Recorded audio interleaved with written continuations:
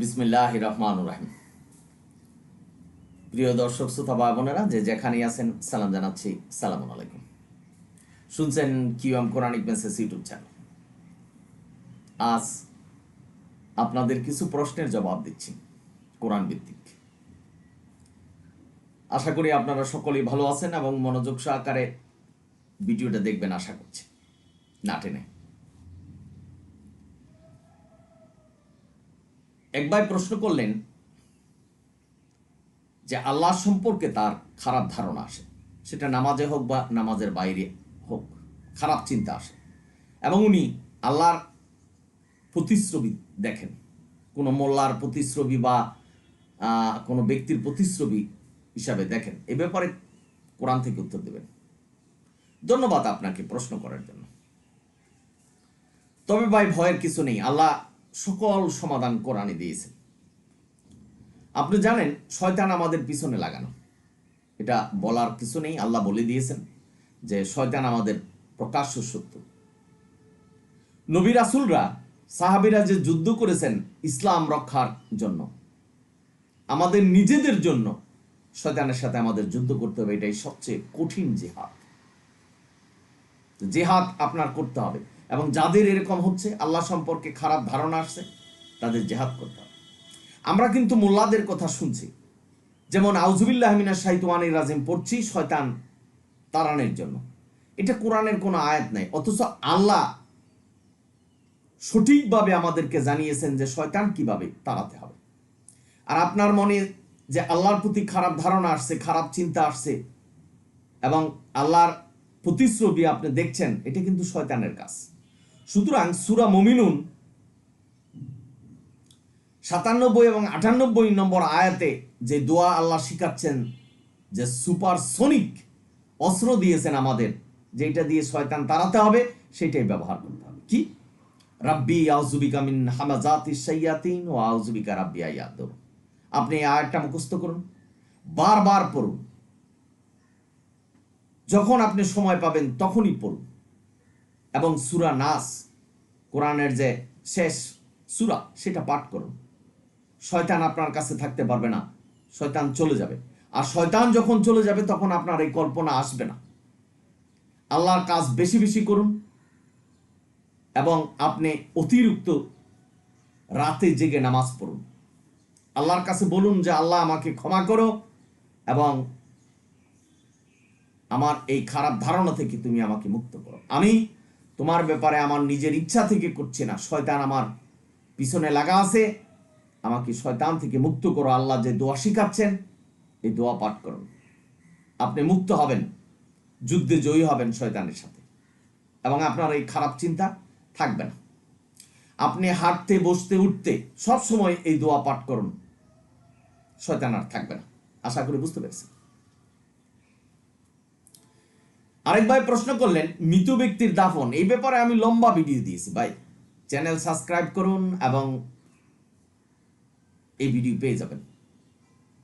মৃত ব্যক্তির দাফন কাফন প্রচলিত সমাজে যেভাবে হচ্ছে, বরই পাতা দিয়ে গোসল করাচ্ছেন, আতর গোলাপ দিচ্ছেন, সাদা কাপড় দিয়ে মরিয়ে দিচ্ছেন, ছেলেদের জন্য 3টি, মেয়েদের জন্য 5টি, এবং আল্লাহর হুকুম বিধান হিসাবে যারা এগুলি পালন করছেন তারা গুনাহগার হবেন। তবে আমি একটা কথা বলে দিচ্ছি, আপনার আত্মীয় স্বজন মারা গেছে, আপনার যদি আবেগ থাকে, আপনি কাপড় দিতে পারেন, গোসল দিতে পারেন, আতর গোলাপ দিতে পারেন, সবই করতে পারেন, কিন্তু আল্লাহর হুকুম বিধান হিসাবে সেটাকে মানতে পারবেন না। তার মানে এটা নিষ্প্রয়োজন। মৃত ব্যক্তিকে গোসল দেওয়া, কাপড় দেওয়া, এগুলি সম্পূর্ণটাই নিষ্প্রয়োজন। কারণ এই দেহ থেকে যখন আত্মাটা বাহির হয়ে যাবে, ইল্লিন এবং সিজ্জিনে চলে যাবে, এই দেহার কোনো মূল্য নেই, এটা পচে যাবে। এই পচা গন্ধ থেকে যারা জীবিত আছে তাদেরকে মুক্ত রাখার জন্য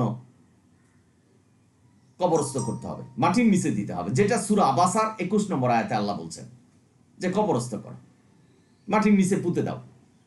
এটা আবার আল্লাহ আদমের 2 সন্তানের উদাহরণ দিয়েছে। এক সন্তান আরেক সন্তানকে মেরে ফেলল। এই মৃত্যু লাশকে কি করবে সেটা নিয়ে চিন্তায় থাকা অবস্থায় আল্লাহ কাক পাঠালেন, কাকে মাটি খুঁড়িয়ে দেখিয়ে দিলেন যে মাটির নিচে দিয়ে দাও। এখানে গোসল দিতে হবে, আতর গোলাপ লাগাতে হবে, 3টা এবং 5টা কাপড়ে মুড়িয়ে দিতে হবে ভাই বোনেরা। এবং কবরে রাখার পরে কাপড় মাথার দিকের যেই কাফনের কাপড়ের যেই গিটটা সেটাকে খুলে দিতে হবে। এই ধরনের কোনো নির্দেশনা কোরআনে নেই। মৃত ব্যক্তির জন্য কোনো দোয়াও নেই। অকুর রাব্বির হুমা কামা রাব্বায়ানি সাগিরা, এটা হলো পিতা মাতা যখন বৃদ্ধ অবস্থায় জীবিত থাকে তখন দোয়া করবেন। কারণ মৃত ব্যক্তির জন্য তো কোরআন নয়, কারণ এটা কোরআনের আয়াত। তো মৃত ব্যক্তির জন্য আপনি কোরআন থেকে কিভাবে করবেন? কোনো দোয়াই, অর্থাৎ যাদের মৃত্যু হয়েছে তাদের পাপ পুণ্যের খাতা বন্ধ হয়ে গেছে, এখান থেকে আর কিছু দেওয়া যাবে না। সুতরাং দোয়া করুন, আর 100 গরু কেটে মানুষকে খাওয়ান, সেটা 4 দিনে বা 40 দিনে কোনো কাজে আসবে না, অনর্থক। এবং যদি ওই মৃত ব্যক্তি ওসিয়ত করে না যায় যে আমার জন্য এটা করবে না, তাহলে যারা করছেন তারাও গুনাহগার হবেন।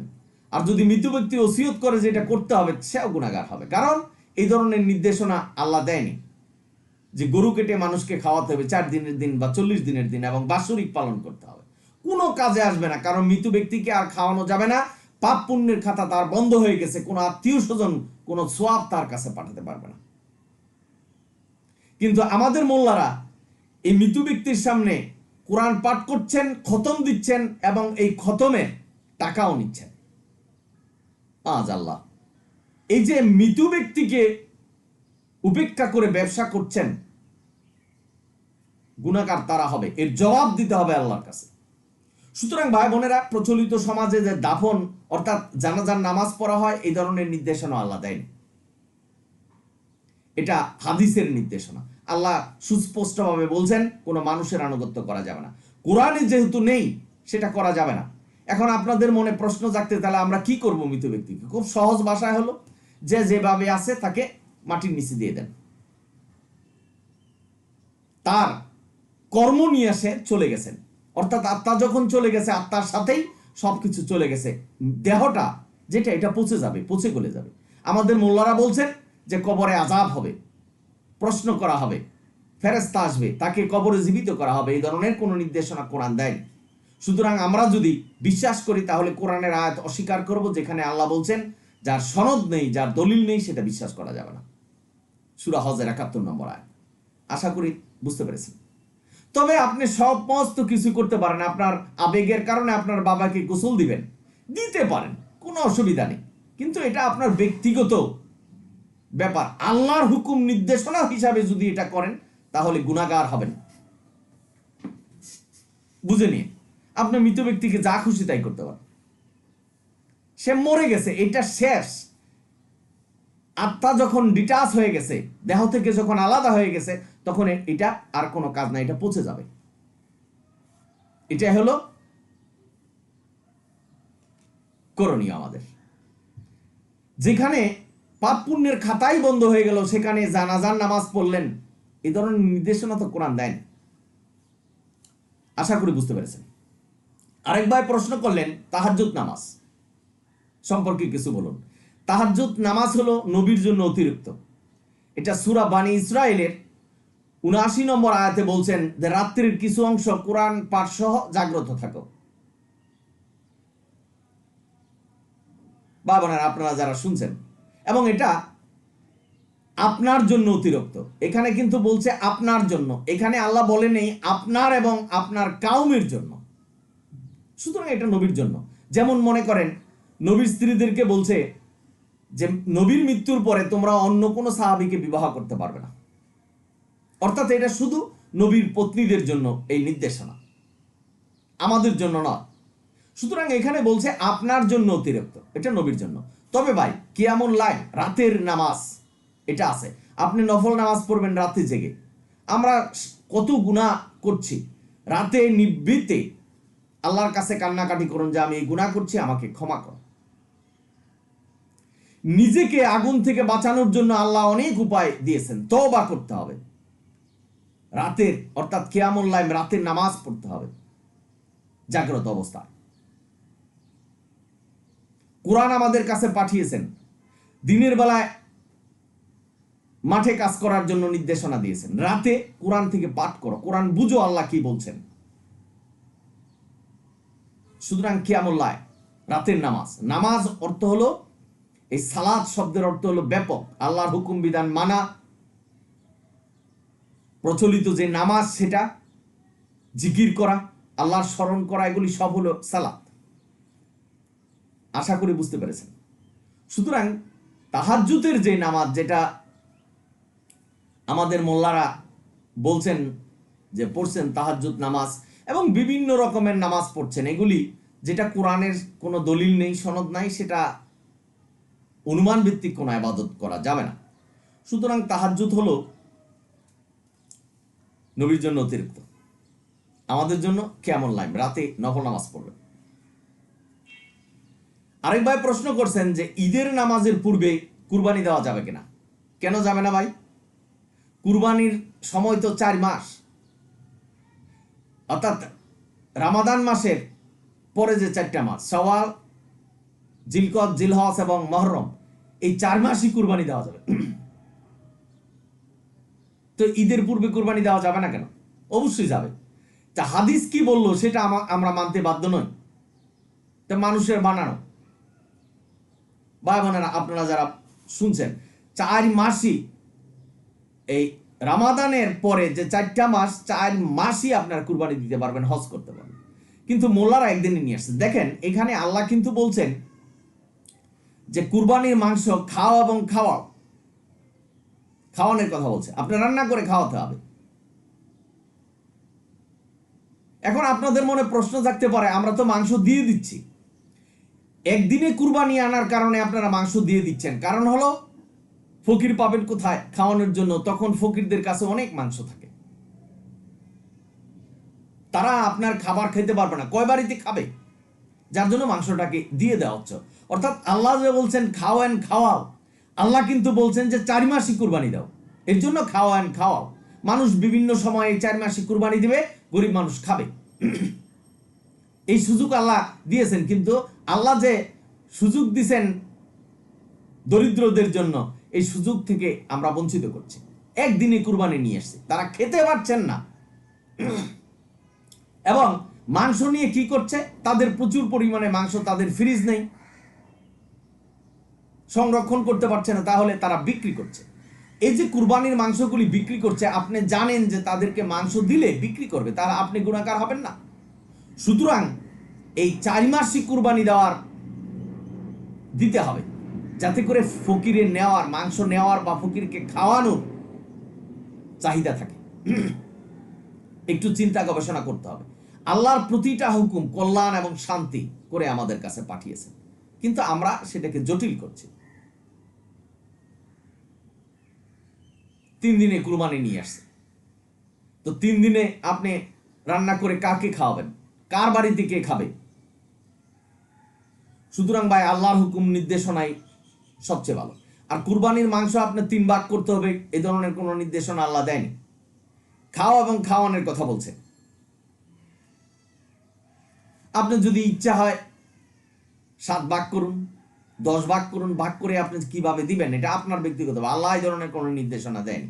আর ভাগে কুরবানি দেওয়ার কোনো নির্দেশনা আল্লাহ দেয় না। যারা ভাগে কুরবানি দিবেন তাদের কুরবানি হবে না, কারণ ইব্রাহিম আলাইহিস সালাম ইসমাইল আলাইহিস সালামকে কুরবানি দিয়েছেন ভাগে নয়, এবং ওইখানে ইসমাইল আলাইহিস সালামের কুরবানির পরিবর্তে একটা জন্তু কুরবানি হয়েছেন, সেটাও ইব্রাহিম আলাইহিস সালামের কুরবানি হিসাবে, অর্থাৎ একটা জন্তু ইব্রাহিম আলাইহিস সালাম একজনই দিয়েছেন, আল্লাহর তরফ থেকে হয়েছিল। কিন্তু আমাদের মোল্লারা মিথ্যা প্রচার করছে যে একটা দুম্বা কুরবানি হয়েছিলেন, কিন্তু দুম্বা বা কোন পশু কুরবানি হয়েছিল সেটা কোরআনের নির্দেশনা দেয়নি। সুতরাং নির্দেশনা হিসাবে আমরা বলতে পারবো না। অর্থাৎ ইব্রাহিম আলাইহিস সালামের কুরবানি হয়েছিল একটা পশু, একজনেই দিয়েছেন।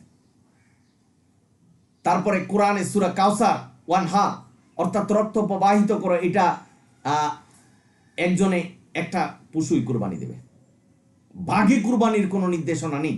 এটা কোরআনে কোনো নির্দেশনা নেই, হাদিস দিয়েছেন, হাদিস মানতে হবে, এই ধরনের নির্দেশনা আল্লাহ দেন। অর্থাৎ যারা ভাগে কুরবানি দিবেন তারা শুধু মাংসই খাবেন, কুরবানি আর হবে না। কুরবানি হলো একজনে একটা, 5,000 টাকা দিয়ে একটা ছাগল কিনেন, 10,000 টাকা দিয়ে একটা ছাগল কিনেন, একা কুরবানি দেন।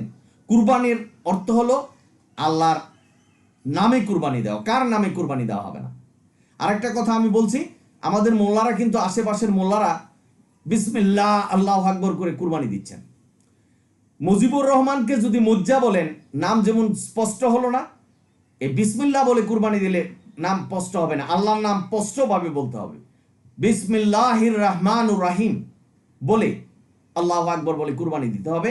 আপনারা যারা কুরবানি দিবেন, যদি মোল্লাদের দিয়ে দেওয়ান, তাহলে বলে দিবেন যে বিসমিল্লাহির রহমানুর রাহিম, আল্লাহর নামটাকে সঠিক সুন্দরভাবে নিয়ে কুরবানি দিতে হবে। বাবানেরা, আপনারা যারা শুনছেন, মাংস ভাগ করুন, কয় ভাগ করুন, এগুলি কোনো ইয়া নাই। যদি বলেন যে কুরবানির 3 ভাগ করতে হবে, এটা আল্লাহর নির্দেশনা, তাহলে গুনাহগার হবেন। এই কারণেও জাহান্নামে যেতে হতে পারে, কারণ আল্লাহ এই ধরনের নির্দেশনা দেয়নি। আল্লাহ কোরআনে বলছেন যে আমি যে নির্দেশনা দেই নাই সেটা যদি প্রচার করা হয়, তাহলে সে জাহান্নামে যাবে।